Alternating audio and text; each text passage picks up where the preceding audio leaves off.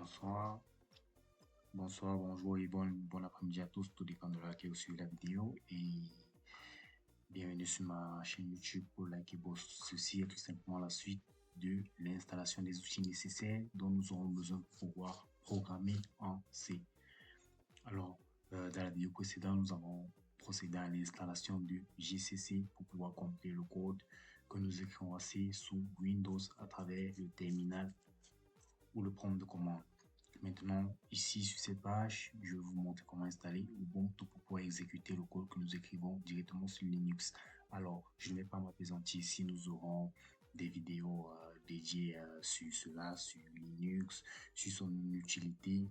Et croyez-moi, si vous décidez de devenir développeur, DevOps, quel qu'en soit ce que vous choisirez dans le domaine de l'informatique, vous aurez affaire à Linux parce que c'est un système d'exploitation tellement puissant dans le monde du développement, des données et plein d'autres. Dans tout le secteur de l'informatique, c'est vraiment le noyau central de l'informatique. Vous comprendrez pourquoi dans les prochaines vidéos. Alors, pour procéder au téléchargement et à l'installation de Ubuntu, vous venez sur ce lien, vous cliquez télécharger Ubuntu et vous avez la possibilité de télécharger directement un VirtualBox ou bien une machine virtuelle dans lequel vous aurez vous aurez le système d'exploitation Linux. Mais ici, nous n'avons pas besoin d'un système entier d'exploitation Linux. Nous avons juste besoin de pouvoir exécuter nos commandes avec le Linux. Donc, nous aurons juste besoin ici du bash ou bien du terminal de Linux pour exécuter notre code. Alors, une fois que vous partez sur télécharger Ubuntu, une fois que vous l'aurez, vous cliquerez ici. Alors, moi, je passe directement sur la page. Une fois que vous téléchargez, vous cliquez, ça vous amène ici. Vous cliquez ici et ça va automatiquement lancer le téléchargement. Moi, je vais l'arrêter parce que je l'ai déjà. Et une fois que le téléchargement est fini, vous n'aurez rien d'extraordinaire. Dès que le téléchargement est fini, vous double-cliquez, vous venez ici ça dépend de votre browser que vous utilisez. Vous venez vous venez ici sur téléchargement, vous double-cliquez sur le file exécutable d'Ubuntu et vous obtiendrez un terminal de commande qui ressemble à ceci. Non, ça c'était un exemple. Vous aurez un terminal de commande. Alors, moi, je vais tout simplement ouvrir ici un nouveau pour que vous voyez à quoi il ressemble. Vous avez tout simplement un terminal de commande. Mais sauf que la différence pour vous ne s'affichera pas directement comme ça. Cela vous demandera d'entrer le nom d'utilisateur que vous voulez et le mot de passe. Vous entrez tout simplement le nom d'utilisateur, vous cliquez sur Entrée, vous tapez le mot de passe. Et attention parce que le mot de passe ne s'affichera pas ici. Donc quand vous écrivez votre mot de passe, vous ne le verrez pas ici. Donc faites attention, mais cela vous demandera de répéter le mot de passe de telle sorte que vous soyez sûr du mot de passe que vous avez mis. Et une fois que cela est fait, alors vous avez Ubuntu installé et vous pouvez déjà travailler avec le terminal Linux. Nous n'avons pas installé l'entier système de Linux parce que vous pouvez utiliser une machine virtuelle si vous voulez. Vous séparez votre machine, vous allouez une quantité de mémoire à la machine virtuelle de Linux si cela va vous servir pour d'autres choses. Mais moi, tout au long de cette vidéo, de cette série de vidéos, moi, j'aurais juste besoin du terminal de Linux. Alors, une fois que vous avez Ubuntu ici, vous avez plusieurs opérations que vous pouvez faire. Vous devez faire sudo apt update. Vous tapez cette commande. Si moi je ne vais pas le faire parce que ça va me prendre énormément de temps. Moi je dis à tous mes paquets, ça c'est juste une guide rapide, un guide rapide pour ceux qui veulent l'installer.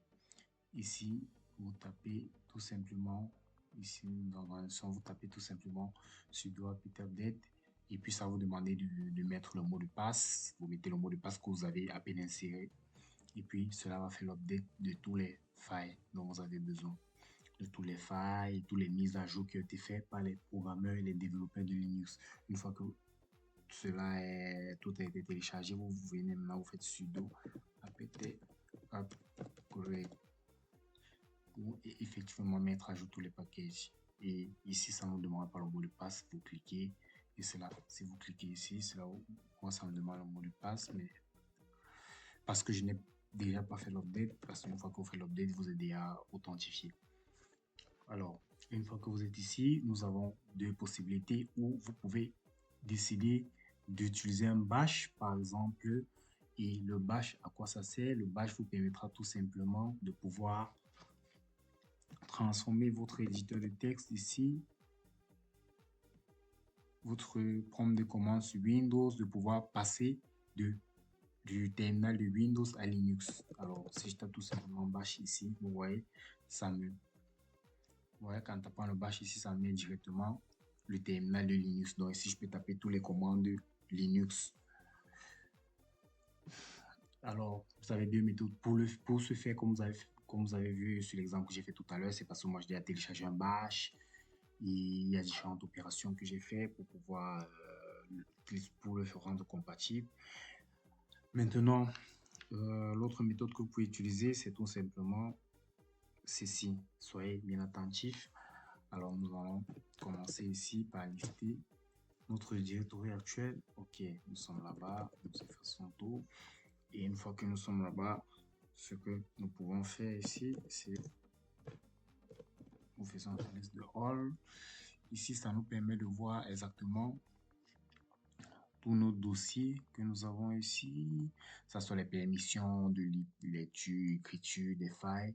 Nous allons mieux l'approfondir quand nous allons parler des systèmes opératifs. Dans notre série de vidéos, nous parlerons des systèmes opératifs et en particulier du système opératif Linux. Ok. Alors, comme vous avez vu par exemple sur le bash, quand j'ai tapé bash, ça m'a mis directement sur ici, c'était ça, oui, non, je n'en rappelle plus. Ah, je l'ai tout simplement fermé, mais bon, pas grave. Alors ici, nous allons tout simplement faire cette commande slash mnt slash. Alors, LMT, la commande que nous venons d'exécuter, qu'est-ce que ça permet de faire?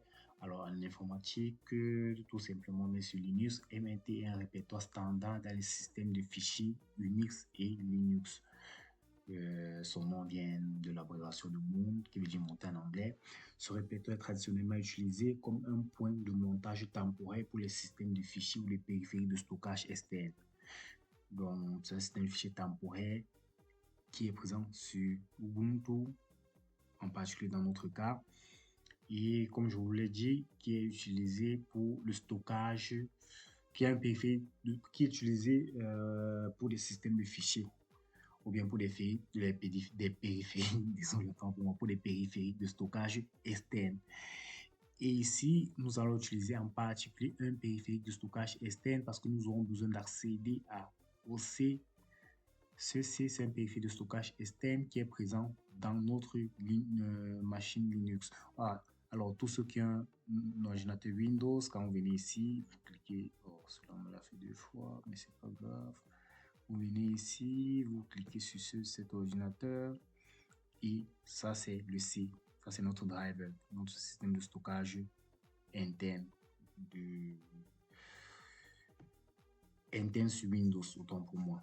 Alors, ce que nous allons faire, nous allons entrer directement là-bas. On exécute la commande cd qui veut dire command directory.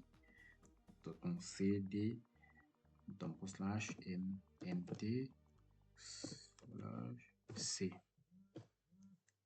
Ok. Vous voyez qu'ici, nous sommes à l'intérieur de ce périphérique du stockage. Et ici, nous pouvons toujours faire -all pour voir tout ce qui est à l'intérieur de ce périphérique de stockage. Nous voyons énormément de files à l'intérieur de ce périphérique de stockage. Alors, pour vérifier, tout simplement, pour vérifier si ce que j'ai exécuté, c'est effectivement ce que nous trouvons dans notre périphérique de stockage. Parce que ici, comme je vous dis, c'est la liste des files que nous avons, des fichiers, des dossiers que nous avons.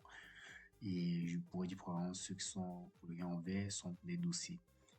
Alors, pour faire très simple, si nous entrons ici, tout à l'heure, nous sommes entrés là. Si nous entrons maintenant là, vous allez voir par exemple, nous avons MinGW. Nous avons tous ces dossiers sont présents ici. Tous ces dossiers sont présents ici. OK. Maintenant, ici, nous avons besoin d'entrer dans quoi? Dans notre users, dans notre utilisateur.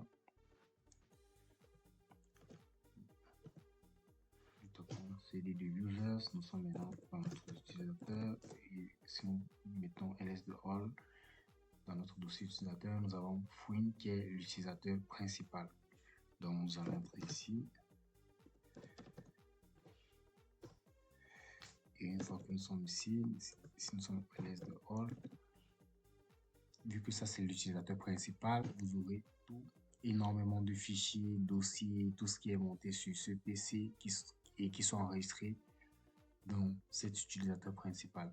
Et c'est ici que nous retrouverons notre dossier de desktop, nos documents, nos downloads, et j'en passe tout, bref, tout ce qui était enregistré sous ce nom d'utilisateur. Et une fois que nous sommes ici, par exemple, nous pouvons maintenant entrer dans desktop.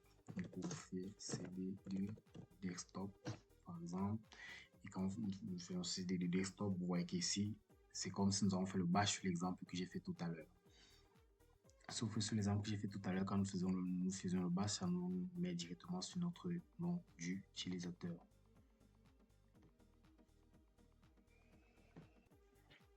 Et bon, et voilà, tout est fait. Je vais maintenant tout simplement vous résumer la liste des commandes que nous avons passées pour arriver jusqu'au point où nous en sommes arrivés. Alors, l'objectif ici était de pouvoir entrer dans notre utilisateur principal et pouvoir accéder à tous les dossiers dans desktop, download, et qui sont les dossiers principaux, mais pouvoir accéder à tous les dossiers dans lesquels nous enregistrerons probablement nos programmes en C. Les programmes en C sont enregistrés probablement sur l'utilisateur principal pour tous ceux qui utilisent Windows. Donc, vous pouvez exécuter le code en Linux en passant directement en utilisant notre système de stockage interne de Windows. Nous aurons besoin de faire toutes ces étapes. Alors, pour résumer très rapidement ce que nous avons fait, alors, première étape, ce que suivi, nous avons d'abord lancé notre ls de mtn, alors la commande ls mtn.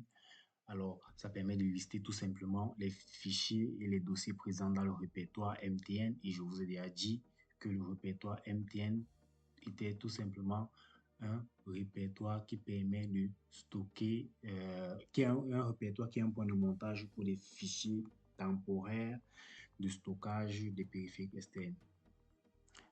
Alors, je me répète, peut-être je me suis en l'explication. Alors, je voulais tout simplement dire que le moins, comme je vous ai expliqué, c'est un répertoire qui est traditionnellement utilisé comme point de montage temporaire pour des systèmes de fichiers ou des périphériques de stockage externes. Puis, nous avons vu exactement que sur cette machine, nous avons le C, qui est notre périphérique de stockage interne à Windows, mais externe à cette machine, vu que ici, nous utilisons Ubuntu, qui n'est pas intégré déjà dans Windows.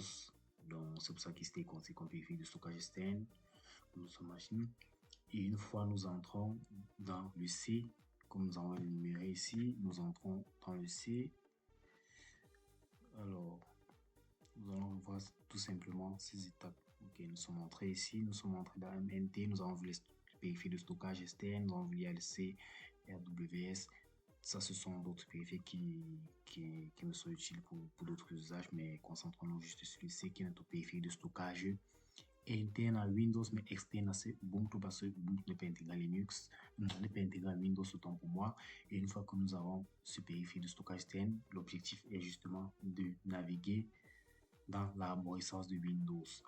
Avant de naviguer dans l'arborescence de Windows, nous allons accéder au dossier C, qui est notre périphérique de stockage interne à Windows, mais externe à Ubuntu. Nous accédons à ce fichier. Une fois que nous avons accédé à ce fichier, nous sommes ici. Nous pouvons lister tout ce qui se trouve dans ce fichier. Alors, une fois que nous avons tous ces dossiers, qu'est-ce que nous avons besoin? Nous avons besoin de la commande cd de users. Alors, cd de users nous permet d'entrer tout simplement dans le dossier users qui correspond au répertoire des utilisateurs Windows, comme vous voyez le nom. Et une fois que nous sommes là-bas, une fois que nous sommes ici dans users, nous entrons cd de fouine, comme je vous ai dit tout simplement, qui est le dossier personnel de l'utilisateur, de cet utilisateur. Si vous avez plusieurs utilisateurs, vous verrez plusieurs dossiers et c'est à vous de choisir le dossier que vous souhaitez utiliser ou bien dans lequel vous enregistrez vos programmes pour pouvoir le compiler directement sur Ubuntu. Et une fois que nous sommes ici, nous accédons maintenant au desktop. J'ai fait un exemple. Ici maintenant, dans le desktop, si par exemple vous avez un autre fichier, si vous voyez ici, si je fais toujours ls de all, dans le desktop, ça me présente tous les fichiers qui sont présents. Vous voyez autant de fichiers que j'ai présents dans mon répertoire desktop. Et ici, si vous avez par exemple enregistré un fichier, n'importe quoi, qui vous aidera, ou bien un fichier où vous enregistrez vos programmes en C, vous les retrouverez là-bas. J'espère que cette vidéo a été assez claire pour vous. Et si vous avez des questions, n'hésitez pas à les poser en commentaire. Et n'hésitez pas aussi à me dire entre utiliser le système Linux ou bien utiliser le système Windows. Qu'est-ce que vous préférez? Dans un premier temps, nous compilerons avec les deux systèmes pour que vous voyez que la différence est assez minime.